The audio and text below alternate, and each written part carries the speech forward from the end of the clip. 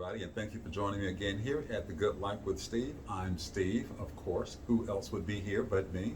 And so what I want to share with you guys is a quick one. And what I want to do is go over the actual cost to live here in the Dominican Republic.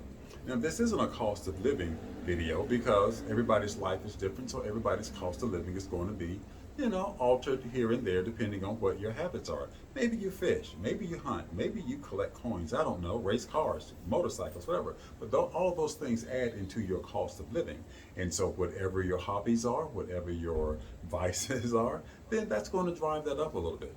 But what I want to go over are the things that we all have to cover in order to make our lives comfortable to live in this world, right? And so what are those things? Well, there's transportation, there's food, there's clothing, there's housing, those kind of things. And when I came down here, I was thinking to myself, well, I should be able to do this for under $1,400 a month, and that would put me in savings mode, living on less than my Social Security income. Well, as it turns out, it was even less than that. I want to share that with you right now.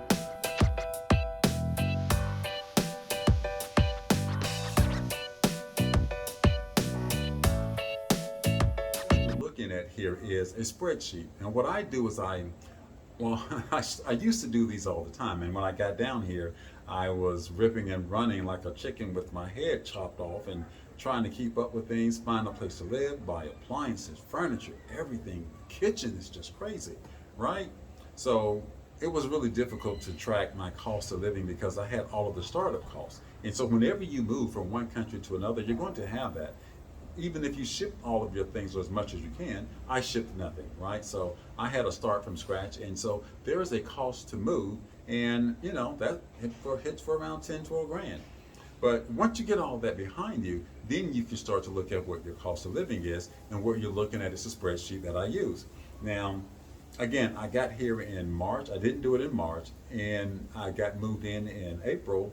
And in April and May, I wasn't really concerned. I was just glad to be getting settled, yeah, right? And then in June I said I would do it, but I was like half-hearted, so it didn't matter.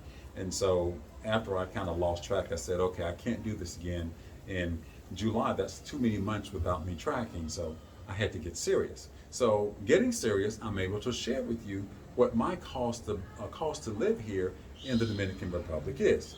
Now, as I said, when I came down here, I told myself I'm going to do this on $1,400 per month. And with the current exchange rate, that puts us at around 83,000 pesos. What is that number? 83,176, I think that is. Yeah, 83,176 pesos is what 1,400 converts to. So we'll be rounding here to some extent when I'm talking anyway, but you'll be able to see the actual numbers. Now the columns that you see there are for US dollars and pesos. I will put in the peso number and it will convert it to US dollars so that you can actually see the both of them, right? And at the bottom you'll see that it'll be actually calculating the actual total expense cost. In the red is what you'll see, and then in the black you'll see that is what the balance is, assuming I don't go over the 1,400. But I didn't, so here we go. So what we all have is our first expense. And what is that? Well, that's rent. Everybody's got to pay that, right? And my rent right now is 35,000 pesos. So we'll go ahead and put that in. 35,000 pesos. 35,000 pesos translate to 590 bucks. Now, I was spending about that way back in 1990, 1991. I think I was spending about, it was $565. That's what I was spending back then for a 2-bedroom, 2-bath apartment. But today I'm in a 3-bed, 2-bath, much nicer, much bigger, and brand new. As a matter of fact, when I moved in, they were actually cleaning the place as I was moving in, and I got a video. I'll let that run right here so that you can see what the place looks like from the outside. Maybe one day I'll do an actual, apartment video. I guess people like those too. They seem to get a lot of views. But that's what the place looks like, all 7-story buildings. I'm not on the first floor. Didn't want the first floor. Wanted the 6th floor. Couldn't afford the 7th floor because that runs you up into the penthouse, and I wasn't going to do that, right? But anyway, that's what the cost is. 35,000 pesos or $592 per month. Now, next up we have electricity. Now, when I was in the U.S., my electricity bill in the summer, yeah, in the winter time would be around 50 to 60 bucks because, well, I didn't run it as much. All I needed were lights. But in the summertime, I would run the air conditioning, and it would go 250, 300 bucks per month, and that was me living alone in about 2,000 square, a little over 2,000 square foot house, right? So hundreds of dollars every month. Well, here I'm spending 1,170 pesos per month. That's 1,170 pesos per month, and that converts to less than $20. What is that? 1979? Call it 1980 or 20 bucks. 20 bucks a month. That's January through December because I don't need air conditioning here. This breeze blows all the time. I don't know if the trees are blowing behind me right now, but there's always a breeze here. And so I just open this door right here, my slider, and then the back door, and there's just a breeze, constant breeze here on the island. Anyway, but I can get an air conditioner. I don't know if I'll do that here. Maybe, if I renew my lease, I will, but, I've only been here for a few months. Now, what we have is our water bill. Now, when I was in the States, my water bill, and even when I traveled, because there was a time when I was on the road for like 2-3 weeks out of a month, my water bill was still 45, 50 bucks a month.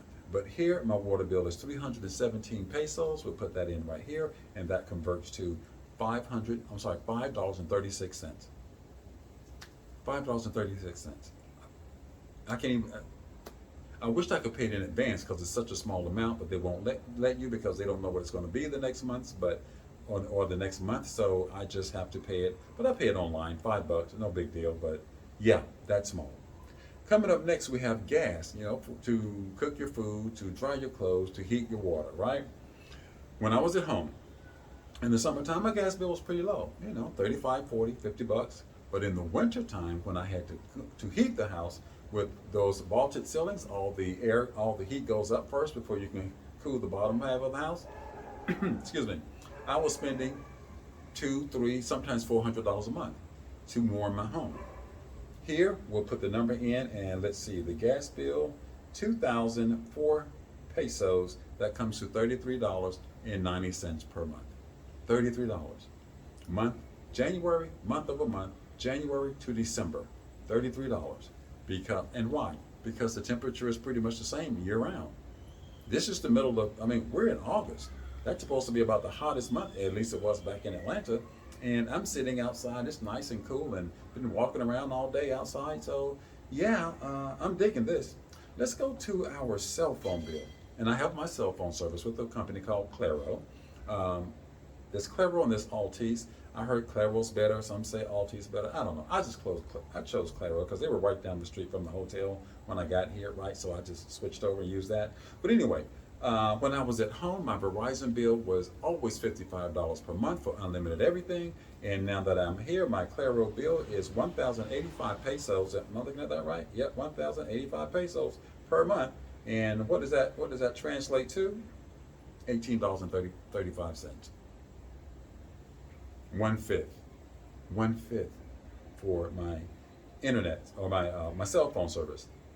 Now, and I use my cell phone quite a bit here because when I'm driving around, I'm using GPS, or I don't listen to the radio here because it's all Spanish. So I usually have YouTube running or something. I've got to download some music to my phone and have my own playlist, but I just haven't gotten around to that yet. But anyway, that's what that's costing me. Now, I also have internet in my home through the same company, Claro, and what they insist on is that you have a home phone.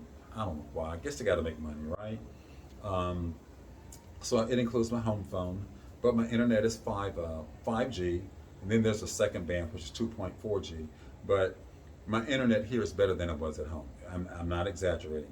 When I was home, if I were to upload a video like this to YouTube, it could take an hour and a half, 2 hours sometimes.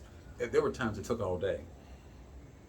Here, when I upload this video, it will be done uploading, and all the text and everything will be done, and I will still be setting up the back end, doing the description and the tags and all of that crap, scheduling when I wanted to actually be, aired on YouTube and all that. It'll already be done. My internet is much better here. So we'll leave this. Now, okay, so we're back. So we had a little bit of a equipment malfunction there. My whatchamacallit, my light went out, so I don't know how that affected things. So I just wanted to make a stop and get that fixed. But anyway, so I think we were talking about our internet speed, and I was just saying that it's much better than what I was experiencing there back in the States. But anyway, I was spending about $100 a month for that. And right here, my internet, let's see, is costing me 1,680 pesos per month. That's yeah, that's about 20 some odd bucks a month. Let's see, what is that? Look at it closely. $28 roughly, less than 30 bucks a month. So you can see at the bottom how things are tabulating. In the red, you can see what the total is so far, and you'll see how far I am from, eclipsing the $1,400 I thought I would have to spend once I got down here.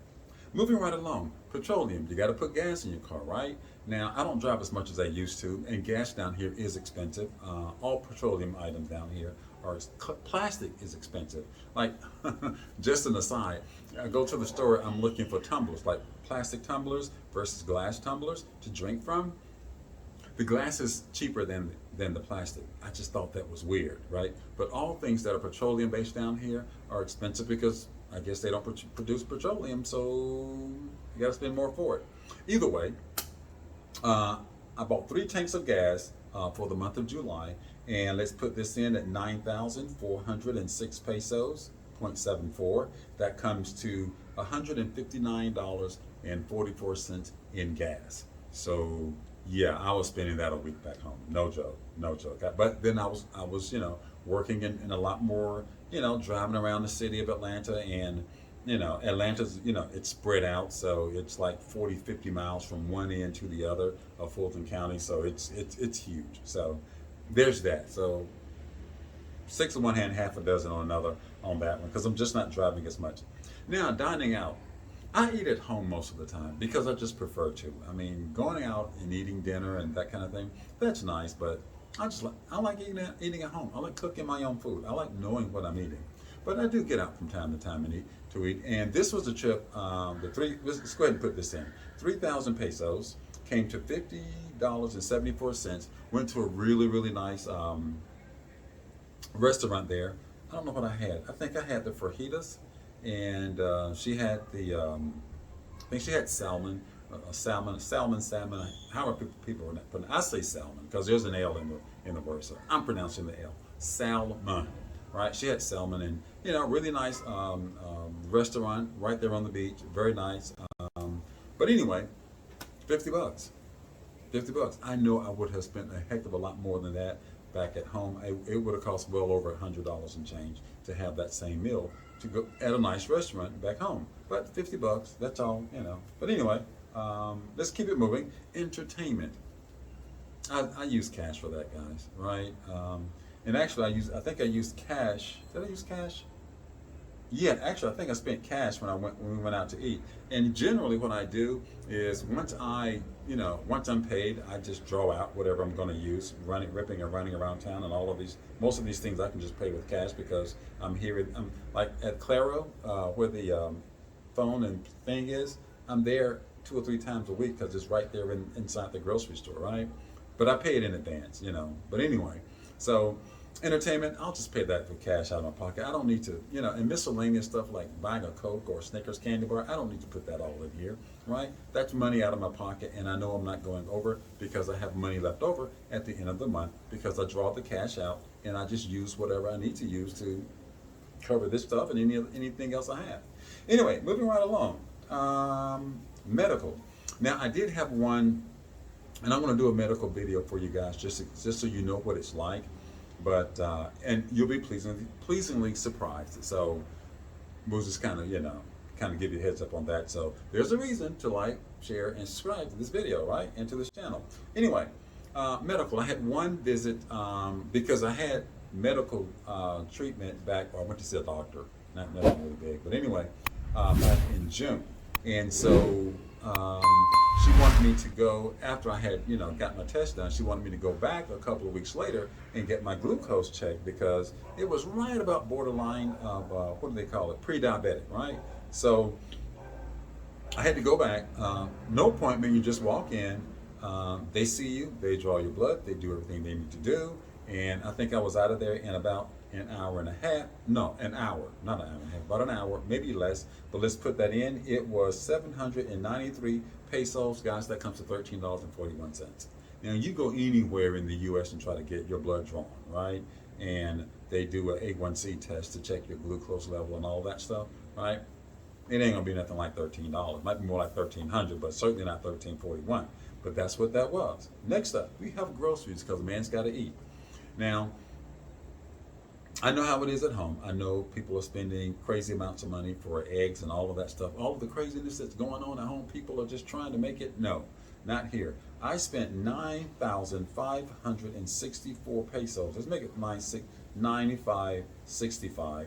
Just round it up, and that comes to a little over $160, and that was for the month. Now let that sink in. That was for the month. You can go. I know I could go to the store when I was back in Atlanta and spend 100 and some odd bucks at the store. I got 2-3 little bags. You know those little flimsy plastic bags we use, right? Two or three of those things, and I get home and I still don't have what I need to fix a meal. I've done that, and I was like, this is insane. But yeah, 161 bucks a month. That is insane. Now I do eat differently here. I don't eat as much processed food, hardly any, as a matter of fact. Unless I go out, like I might stop at McDonald's, right? Speaking of which, McDonald's is better here than it is at home. Wendy's is better here than it is at home. Kentucky Fried Chicken is better here than it is back home. Just saying, just so you know. I'm just saying. All right. Anyway, so yeah, $161.79, and I would spend that at least every week. Every week. I was spending I was spending more like $800 a month as an individual, and I wasn't eating very well, right? Because I was eating, a lot of processed food and that kind of stuff. Because if you want to eat healthy, it's going to cost you more. My diet here consists of mostly fruit and vegetables, maybe a couple scrambled eggs in the morning, and then fruit along with that. Fruit for lunch, okay? Vegetables and more fruit for dinner. Probably like some baked chicken or something like that, because I'm down like 25, 30 pounds since I've gotten here. So, and that's in like 5 months. So I'm kind of proud of myself on that end, but we'll talk about staying in shape while retired in a later video. Okay, water delivery. Now I didn't drink water at home, so this is not an additional expense. This is an expense that I had at home. But at home, did I put that in? Oh, yeah, groceries, I put it at 95.65, yeah. Now, water delivery. Now I go through a couple of those. Those really big bottles that you see that are on those water dispensers. Turn them upside down and drop them down in there. Yeah. It cost me 150 pesos to get 2 of those, and 150 pesos is about, what is it? $3, less than $3. So I order 2 at a time, right? But when the guy gets here, I just give him 600. Oh no, it cost me 150. I give him 300 pesos. Right? And so we're going to stick in 900 pesos here, and you see that's like what, $15? 9, and that's water for the whole month. You go to pretty much any of your stores back home, and you buy a case of water in bottles, and what's that going to cost you? About the same as I'm spending here for the month. So you go figure that one. And then auto insurance, because I bought a car back in June. I said I was going to wait 6 months to a year, but no, I'm sorry. I've been driving for 40 years. I'm sorry. I couldn't keep walking. But anyway, I bought the car, and the guy said, "Well, you're going to need insurance before you leave." And he said he hooked me up with insurance. I thought he was going to try to rip me off, right? He said $117. I'm thinking, boy, $117 a month. That's a lot of money. He said, "No, that's a year. A year." So let's put in 5, and I just did them. I just amortize it out. Whatever it came to, it was 579 pesos per month. That's less than $10. $9.80, guys. $9.80. That's what that came to. And then you go figure that. Then you look at these numbers down here. Down here in the red. It's less than $1,200 a month. And I'm not having to scrimp and scrape and try to get by. I ain't mad at nobody. I don't have to go anywhere. I don't have to do anything. I'm living on less than my Social Security income. Who does that? Where is that happening? Now I have other money. I have other money coming in. I actually trade. I should be trading tonight. I hadn't gotten, had some issues here by electronics and all that and trying to figure things out. Acoustics in the house was really bad. But anyway, but I trade and make a couple bucks that way. Got other money coming in. Great. You got maybe a pension or a 401k, a little coming here, a little coming there. But if you're living on less than your Social Security and you got that coming in, you are in savings mode while not working, while retired. Most people who are retired, they're scrimping and scraping, hoping they don't run out of money before they run out of time. It's just a different world. And you deserve a better life. We all deserve a better life. We put in the time. I mean, we did the best we could with the information we had to get us to the point where we are, and now it's time to take a break, to take your foot off the gas. I see the videos on TikTok, whether they're talking about elderly people who are retiring or young people who are still working. Neither one can make ends meet on a regular basis.